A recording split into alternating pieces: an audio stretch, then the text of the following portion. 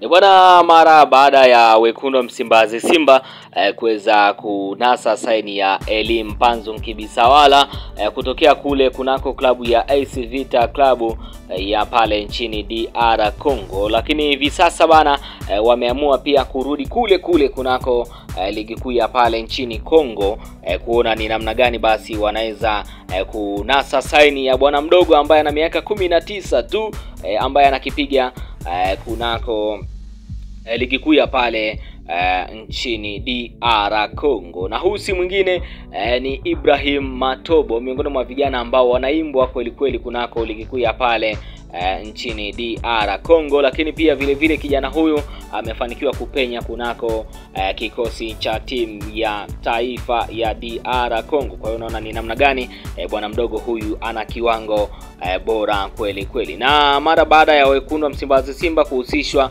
kutafuta saini ya Oscar Kabwiti ambaye anakipiga kunako klabu ya TP Englaba Mazembe, lakini pia vile vile wekundu wa Msimbazi Simba wameenda kuulizia saini ama huduma ya mchezaji huyu bwana mdogo Ibrahim Matobo ambaye anakipiga pale kunako ligi ya Linafoot ya pale nchini DR Congo. Ni kwamba winga tishio kwa sasa pale Linafoot huyu hapa ni bwana mdogo miaka 19 tu Ibrahim Matobo.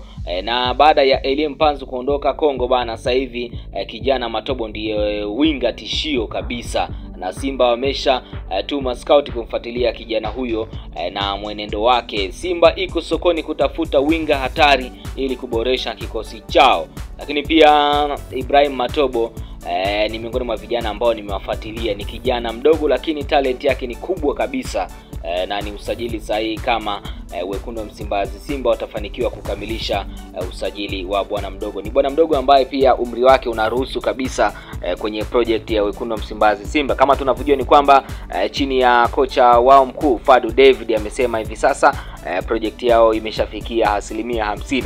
Lakini pia aina ya wachezaji ambao wekundu wa Msimbazi Simba wanahitaji kuwasajili ni wachezaji ambao hawana miaka mikubwa ama hawana miaka mingi. Endapo pia watasajili mchezaji ambaye ana miaka mingi, basi hawawezi kuzidi wachezaji watatu kulingana pia na project yao ambayo wanahitaji kuitengeneza kunako kikosi cha wekundu wa Msimbazi Simba. Hizo zilikuwa ni taarifa ambazo zinahusiana na bwana mdogo huyu ambaye anafanya vyema kabisa kunako ligi kuu ya pale nchini DR Congo. Lakini cha msingi kwa ambao wanaendelea kuifuatilia Mlache Media, kama bado hujasubscribe, kama nilivyokuambia, njia ni rahisi tu. Upande wa kulia hapo kuna maandishi yaliyoandikwa subscribe. Ukishabonyeza tu moja kwa moja unakuwa umefanikiwa kujiunga na familia hii ya kimichezo, familia ya Mlache Media. Kama kawaida, sisi zile tetesi zote za usajili ambazo zinaendelea kujiri, sisi tunakuwa tunakudondoshia hapa kunako channel hii ya Mlache Media, na unakuwa unazipata kwa uzuri zaidi. Mpaka kufikia hapo mimi sina la ziada, lakini cha msingi unaweza kulike, kucomment, lakini pia kama nilivyokuambia unaweza kusubscribe kwa kubonyeza maandishi yaliyoandikwa subscribe. Na kujina ni Innocent Mlacha.